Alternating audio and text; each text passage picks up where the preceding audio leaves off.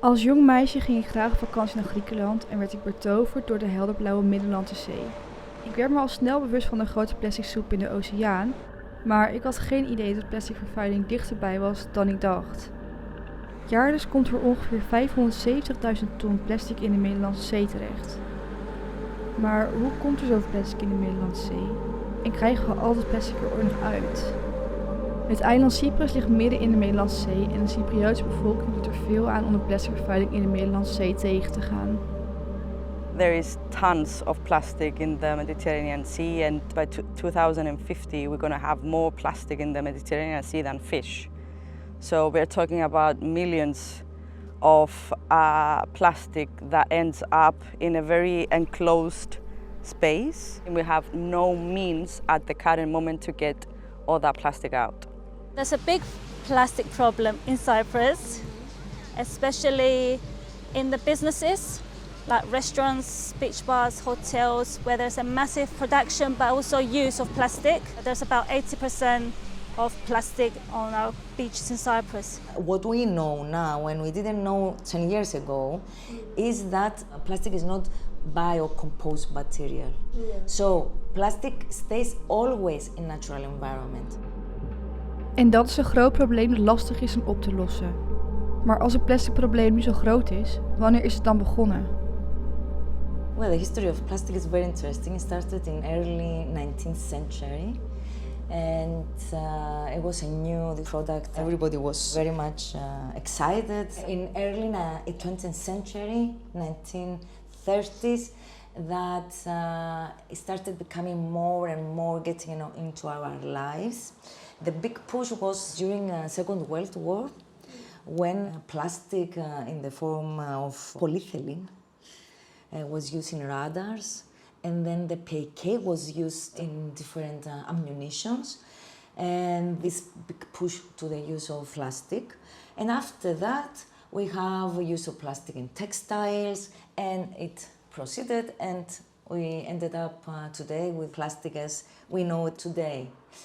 The problem, it's not the plastic. The plastic is made a revolution as a material. It was material that people could use, made our life easier. However, what we skipped is to introduce early enough correct management schemes.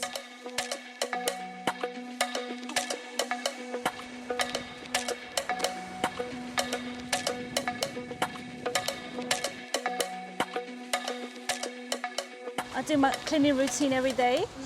So like these cigarette butts, as you can see, there's so many on the sand. I try to pick them all up, thank you, because they contain plastic, as I said.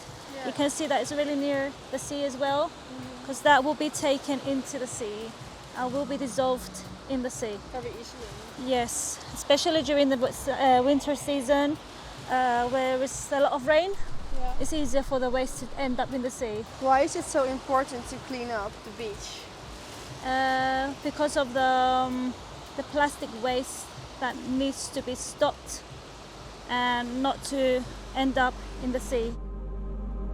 Niet alleen hotels en restaurants aan de Middellandse Zee dragen veel bij aan de plasticvervuiling. Jaarlijks gaan miljoenen toeristen graag op vakantie naar landen rondom de Middellandse Zee en laten bijvoorbeeld op strand hun afval rondzwerven. Veel landen rondom de zee weten daarnaast niet hoe ze het plastic moeten afbreken of recyclen en draagt de visserij ook veel bij aan de plasticvervuiling. The issue with the Mediterranean is that it's a shallow sea. Mediterranean is a lake. It's only the connecting part with the oceans. It's only the opening in Gibraltar, which is 6 kilometers. It's very narrow. So there's not a lot of water exchange from Mediterranean to the ocean. At the same time, there are a lot of rivers from all of these Mediterranean countries pouring into Mediterranean and carrying pollution and plastic.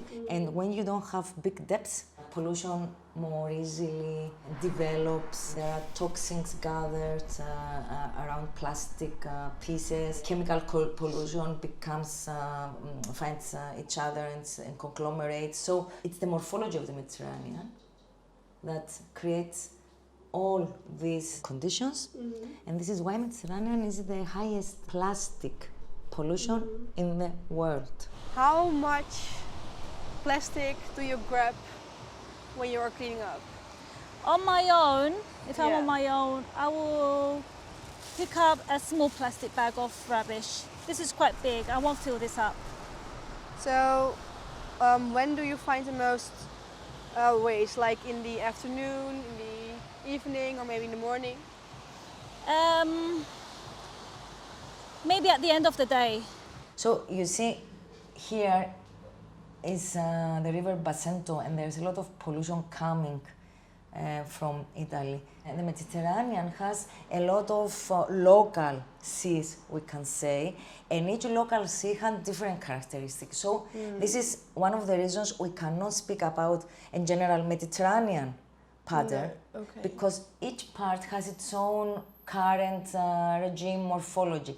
So we need to address the impact of plastic pollution and the circulation of plastic pollution.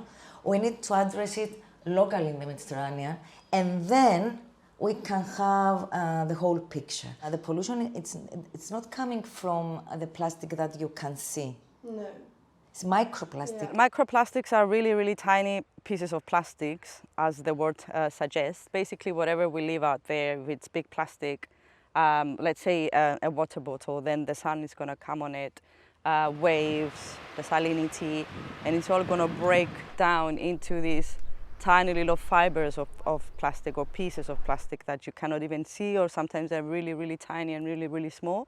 Every plastic that's on in the sea, it's going to break into these microplastics. You can see a perfect, clean, bright sea, Yeah. which can be packed of micro. Ik wist niet dat de zee vol met plastic kon zitten zonder dat je dat zag. Ik zou niet weten hoe we al deze micro- en nanoplastics ooit nog uit de zee kunnen krijgen. Wat we wel kunnen doen is het tegengaan van nog meer plastic in de zee. Om ervoor te zorgen dat er zo min mogelijk plastic in de zee terechtkomt, is er op Cyprus uit het initiatief van Cyprus Sustainable Tourism Initiative en het We Care Foundation een actie gestart genaamd Beachfluencer. Plastic is a very serious problem, and looking forward to the next generations, we need to do something for the next generations. We can't compromise our lives and our development for the next generations, even if they're going to be their kids or our grandchildren or their kids. You need to think of the future. That's why we have the sustainability, that's what we aim. Everyone in this Beachfluencer community try the best to keep the beaches clean, especially during summer. We have bins everywhere, but still some of them they just leave the beach and they leave the plastic bottle on the little table next to the sunbed. That might fall on the ground, or a lot of people smoke and they think that the sand is an ashtray. And they're not aware that the cigarette butts contain plastic. If someone else sees me today cleaning, I may hopefully influence someone else to do so. At least the rubbish that is next to you.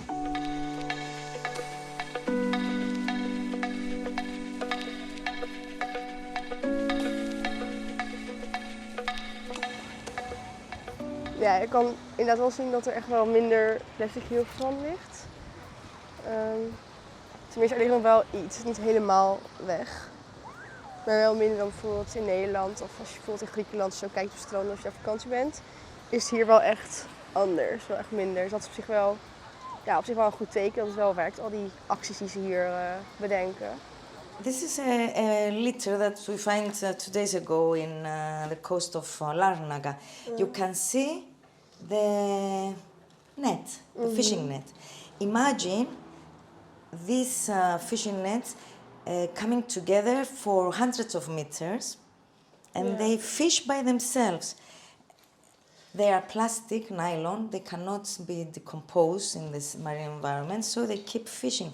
The other is, if it is a plastic bag, the plastic bag swims.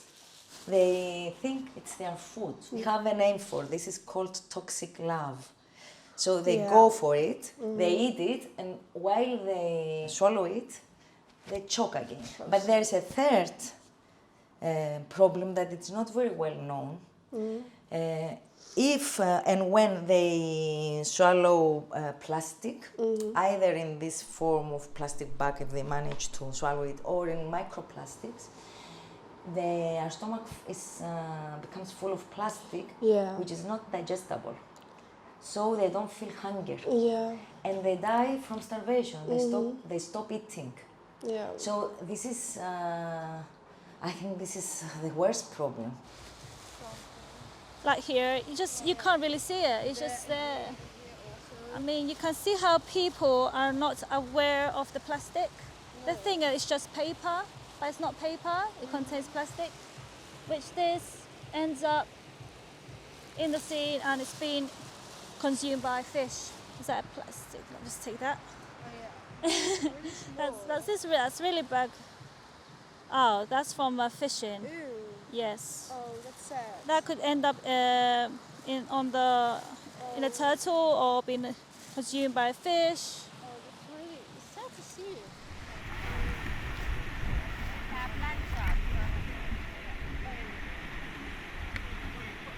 And we have seen that now it also affects human health because there have been microplastic specimens into human blood, onto human organs. So whatever we put out there, then especially in the sea, then we're going to get it back.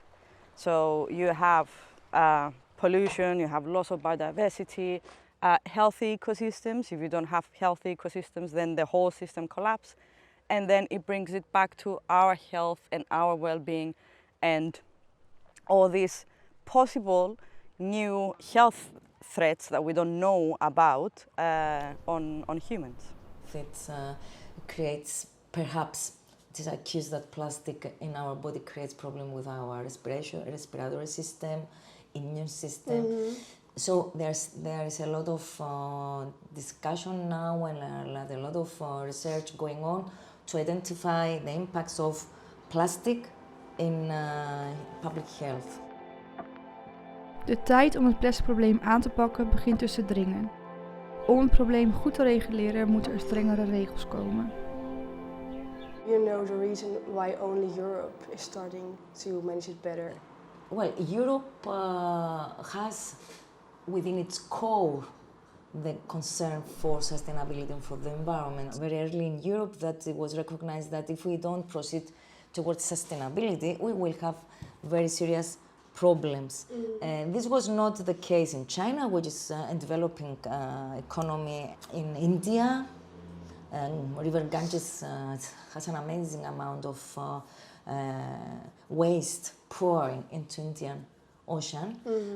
These countries do not have not effective but any kind of waste management. As you know from the end of the last year, the plastic straws banned in Cyprus, but there are still plastic straw in the market, or have a business use their stock that have from previous years. All I don't know how the people still use the plastic straw and still have access to plastic straw even is banned in Cyprus. If you see in the Mediterranean, we have a lot of countries that are not bounded by the European laws, like the countries around Cyprus. Although in European countries the situation is better, European rivers don't pour so much waste in the Mediterranean. We still have countries such as Egypt with Nile Delta, or countries like Lebanon and Turkey, that they have uncontrolled landfills on the coast. So this is a permanent and continuous source of waste into the sea, which becomes marine litter. There's a lot of plastic bags in the sea. Oh, really? Wraps, like chocolate wraps, and straws. Not so many this year because they banned them. But last year and 2 years ago there were a lot of straws. This year, probably mostly plastic bags and wrapping papers. Last year we could see a lot of masks, face masks, because of the COVID. This year I haven't seen any yet, so that's good. Now what we've seen, especially in the last couple of years, is that we don't find plastic straws on the waste that we collect because it was banned. So this is what we want to see now. We want to see lower volumes of plastic in the cleanup. So we want to see specific items that have been banned not appearing again. We want to actually try and find what is the problem through this data analysis, and then we go back and we plan campaigns around fixing those problems and getting solutions in post. Either that is putting more bins on a beach, or talking with the municipalities or the local communities, or like actually taking that into the advocacy level and say we need to get this product banned as well, because this is what we find on the beaches when we do the cleanups. And I would like to say that many hotels and businesses in Cyprus started using alternatives, which is a really good sign. Yeah, really. So at least people in these kind of businesses are starting to be more aware of the problem. We are not using any one-use plastic, mostly. The only thing we use as one-use plastic is a bottle of water. We still try to find a way to get rid of this plastic bottle, because having a water in glass containers is very difficult to handle in the hotel. Our plastic has been reduced to 90% of what we used before. In the beginning it was difficult because it was very expensive to replace the plastic with a different item like paper. We are very happy that we are not using any more one-use plastic in the hotel. And also the European Union directives force us to do that. So that's a good start. Vanuit Europa gebeurt er dus wel wat om de plastic vervuiling tegen te gaan. Maar zijn deze stappen genoeg of moet er meer gebeuren? Cyprus heeft een aantal plasticvrije stranden om zo het probleem in de Middellandse Zee sneller te kunnen aanpakken. What is a plastic-free beach? It's one beach that encourages and facilitates the visitors to avoid the use of plastic during their visit at the beach. We install water station, so the visitors have access to free cold and filter water. They only need is to have their reusable bottle with them. Other action is to organize smoking area. So as you probably know, the cigarette butts is the top waste collected from the beach, unfortunately. Yeah. So if someone decides to smoke, at least to use the smoking area, so all the cigarette butts will be collected at the same point. In some beaches we organize a toy station with the idea all the toys to be collected in one area and to use it as a rental point, so the plastic toys at least to use it from as many children as possible. Hier op het strand staat ook zeg maar zo'n heel groot, ja eigenlijk is het een vis waar mensen allemaal plastic flessen in kunnen stoppen. Zodat het niet op het strand blijft liggen. En het is best wel echt vol, dus ik heb ook wel het idee dat het ook wel werkt. En dat mensen er ook echt gebruik van maken. En ik had eerlijk gezegd niet echt gedacht dat mensen de moeite zouden nemen om echt hierheen te lopen om hun plastic flesje weg te gooien. Ja, ik moet ook wel eerst zeggen, het is ook wel gewoon lastig om gewoon geen plastic meer te gebruiken. Want ik heb nu bijvoorbeeld ook weer een plastic flesje gebruikt. Ik had al drinken gekocht, ook al door, zoals het is best wel warm hier namelijk. En om de hele tijd met heel veel water te sjouwen is ook gewoon niet te doen eigenlijk. Dus dan ontkom je er eigenlijk bijna niet aan. Ook als je supermarkt bent, er is gewoon overal nog heel veel plastic verkrijgbaar. We found that from the previous summers we collect much more or less plastic bottles. That's something that we are very, very proud because it's happened for the plastic, the water station that we installed.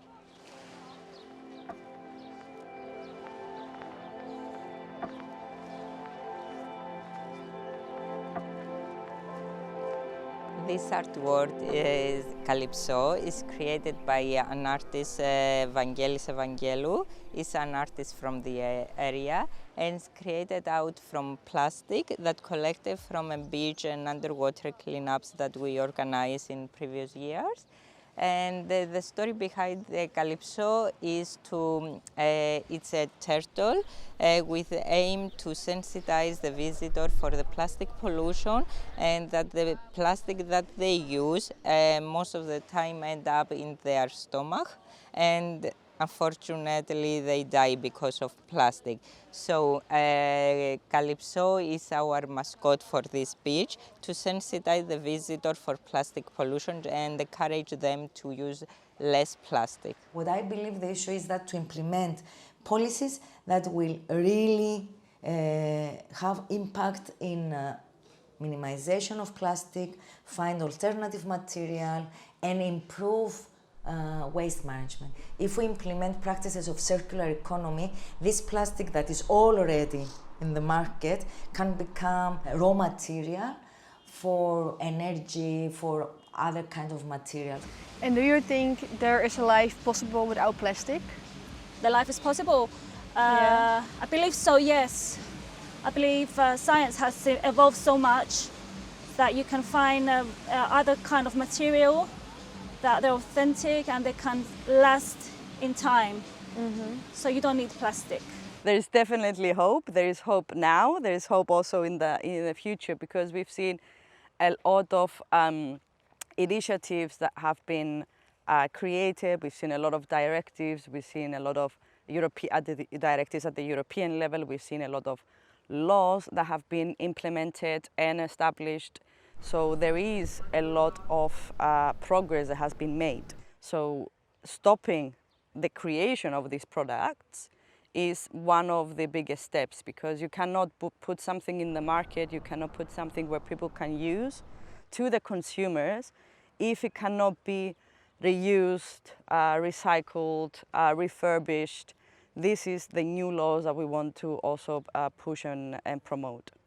I believe that we will have a better future, and as I can see from the educational activities that we are doing at the school, the kids are willing to do them different. From now we know that the problem is there, plastic pollution is there. We need to move from theory to practices, to solutions, and face the reality, be realistic. What can be done and what cannot be done, and boost the things that can be done. Het is dus niet zo gemakkelijk om alle plastic nog uit de zee te krijgen.